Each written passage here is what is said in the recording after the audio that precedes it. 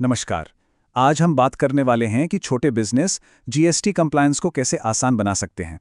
और इसका एक बहुत ही बढ़िया समाधान हो सकता है कंपोजिशन स्कीम। तो क्या आप भी जीएसटी की कागजी कार्यवाही और मुश्किल टैक्स फाइलिंग से परेशान हैं?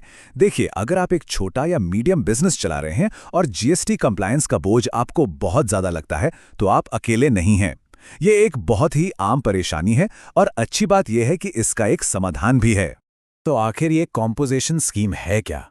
सीधे सीधे कहें तो ये छोटे टैक्स पेयर्स के लिए एक बहुत ही आसान टैक्स स्कीम है। इसमें होता क्या है कि आपको अपने टर्नओवर पर एक फिक्स्ड कम रेट पर टैक्स देना होता है और बार बार रिटर्न भरने के झंझट से भी छुटकारा मिल जाता है। मतलब कंप्लायंस का बोझ काफी कम हो जाता है।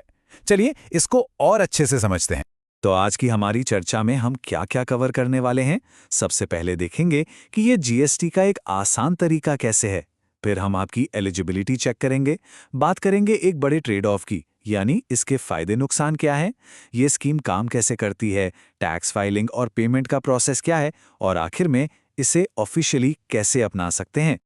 चलिए शुरू करते हैं सबसे पहले और सबसे जरूरी सवाल से। क्या ये स्कीम आपके बिजनेस के लिए है भी या नहीं? आइए इसकी एलिजिबिलिटी की शर्तों को समझते हैं। तो देखिए, एलिजिबिलिटी का जो सबसे पहला और सबसे बड़ा गेट है वो है आपका टर्नओवर। ज्यादातर बिजनेस के लिए पिछले फाइनेंशियल ईयर में आपका कुल सालाना टर्नओवर 1.5 करोड़ रुपए से कम होना चाहिए। ये है मेन लिमिट। लेकिन हाँ, इस 1.5 करोड़ वाले नियम में कुछ एक्सेप्शंस भी हैं।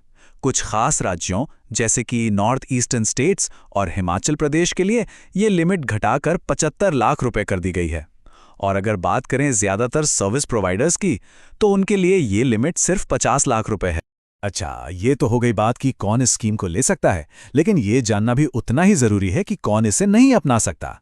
तो ध्यान से सुनिए, अगर आपका बिजनेस एक राज्य से दूसरे राज्यों में सामान भेजता है, यानी इंटरस्टेट सप्लाई करता है, या फिर आप ई कॉमर्स ऑपरेटर्स के जरिए अपना सामान बेचते हैं, तो आप इसके लिए एलिजिबल नहीं हैं। इसके अलावा आइसक्रीम, पान मसाला या तंबाकू जैसी कुछ खास चीजें बनाने वाले या नॉन रेजिडेंट टैक्सेबल पर्सन्स भी इस स्कीम से बाहर हैं।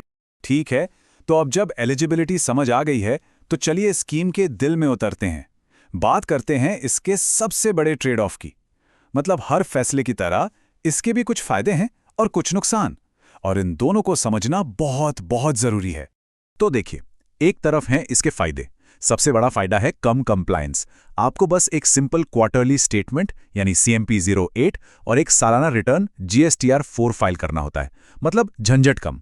दूसरा, टैक्स का बोझ कम हो जाता है। आपको स्टैंडर्ड GST रेट्स की जगह अपने टर्नओवर का एक छोटा फिक्स्ड परसेंटेज ही देना होता है। इससे होता क्या है, आपकी लिक्विडिटी बढ़ जाती है, मतलब बिजनेस में कैश फ्लो बेहतर रहता है। लेकिन अब आते हैं दूसरी तरफ यानी नुकसान पर, और ये बहुत बड़ा है। आपको इनपुट टैक्स क्रेडिट यानी ITC नहीं मिलता। मतलब आपने जो खरीदारी पर GST दिया है, उसका क्रेडिट आप क्लेम नहीं कर सकते। दूसरा, आप अपने राज्य से बाहर सामान नहीं बेच सकते, जो आपके बिजनेस की ग्रोथ को रोक सकता है। और तीसरा, आप कस्टमर से टैक्स नहीं ले सकते। मतलब जो भी टैक्स है वो आपको अपनी जेब से भरना पड़ता है, जो सीधे सीधे आपके बिजनेस की लागत बन जाता है। इस बात को जरा फिर से समझते हैं, क्योंकि ये बहुत जरूरी है। डीलर इनपुट टैक्स क्रेडिट का दावा नहीं कर सकता और टैक्स इनवॉइस जारी नहीं कर सकता। ये इस स्कीम की सबसे बड़ी, सबसे मौलिक सीमा है। तो अब जब हमने फायदे नुकसान को तौल लिया है, तो मान लीजिए आपने ये स्कीम लेने का फैसला कर लिया। तो अब सवाल ये उठता है कि डे टू डे बिजनेस में ये काम कैसे करती है। चलिए देखते हैं। यहाँ पर टैक्स रेट्स बहुत ही सीधे साधे हैं। अगर आप मैन्युफैक्चरर या ट्रेडर हैं, तो आपके टर्नओवर पर सिर्फ 1% टैक्स लगेगा, आधा CGST, आधा SGST। अगर आपका रेस्टोरेंट है जो शराब नहीं परोसता, तो 5%, और अगर आप कोई और एलिजिबल सर्विस प्रोवाइडर हैं, तो 6%। आप देख सकते हैं, ये स्टैंडर्ड GST रेट से काफी कम है। अब एक और बहुत जरूरी बात, जब आप इस स्कीम में होते हैं, तो आप टैक्स इनवॉइस जारी नहीं कर सकते। क्यों? क्योंकि आप कानूनी तौर पर अपने कस्टमर से टैक्स वसूल ही नहीं कर सकते।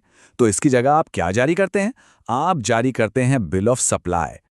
और हां, ये बहुत ही जरूरी है कि आपके हर बिल ऑफ सप्लाई पर यह साफ साफ लिखा हो, composition taxable person not eligible to collect tax on supplies. इससे आपके कस्टमर को पता चलता है कि आप कॉम्पोजिशन स्कीम में हैं और उनसे टैक्स नहीं ले रहे हैं।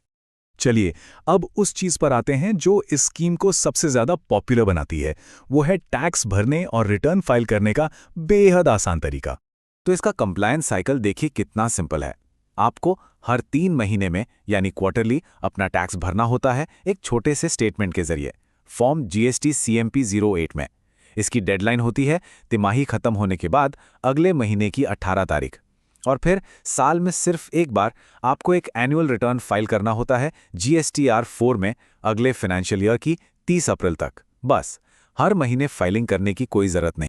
हाँ, एक बात का ध्यान रखना है, भले ही प्रोसेस आसान है, लेकिन डेडलाइंस तो डेडलाइंस हैं। अगर आप देर से फाइल करते हैं तो 200 रुपये रोज के हिसाब से पेनल्टी लग सकती है, जो ज़्यादा से ज़्यादा 5,000 रुपये तक जा सकती है। तो टाइम पर कंप्लायंस करना बहुत ज़रूरी है। और आखिर में बात करते हैं कि इसे ऑफिशियल कैसे बनाया जाए, मतलब इस स्कीम को कैसे अपनाया जाए, या अगर ज़रूरत पड़े तो इससे बाहर कैसे निकला जाए। अगर आप पहले से ही जीएसटी में रजिस्टर्ड हैं और इस स्कीम में आना चाहते हैं तो प्रोसेस काफी सीधा है। पहला स्टेप, आपको जीएसटी पोर्टल पर फॉर्म GST CMP 02 फाइल करना होगा। दूसरा, और ये बहुत जरूरी है, कि ये आपको फाइनेंशियल ईयर शुरू होने से पहले फाइल करना है। और तीसरा स्टेप, आपको 60 दिनों के अंदर फॉर्म GST ITC 03 में अपने स्टॉक की डिटेल्स देनी हो।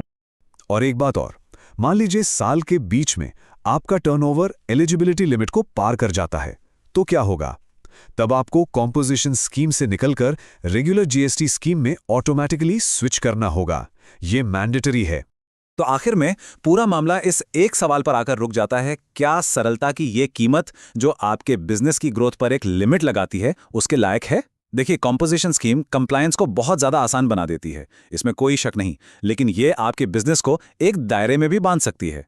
तो हर छोटे बिजनेस के मालिक को यह फैसला खुद करना होगा कि उनके लिए क्या ज़्यादा मायने रखता है, आज की आसानी या कल के विकास की संभावना।